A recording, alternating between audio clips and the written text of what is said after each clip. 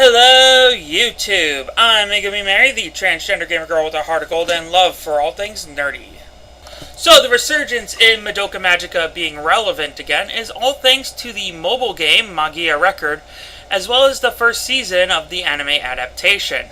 So, I will give some quick thoughts on both of these, as there's not much to say while staying spoiler-free. The story to both of these center around magical girl Iroha Takamaki as she tries to find her sister who only she remembers. In the city of Kamihama, creatures called Uwasa are spreading rumors, the biggest of which being that in Kamihama, magical girls can actually be saved.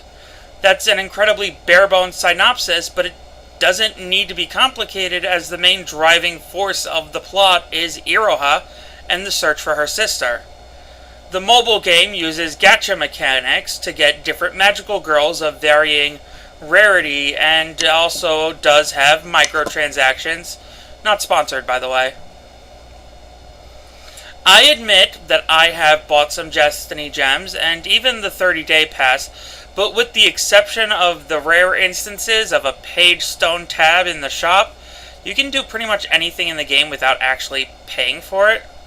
The magical girls are all distinct with their own stories, and limited time girls are reserved for some of the more important magical girls, like Nagisa, Ultimate Madoka, and Tart, even though they insist on calling Tart dark, despite the reason that she's called Tart in the manga being so freaking adorable. More on that later, in a different video. And other manga characters like Kazumi and Suzune.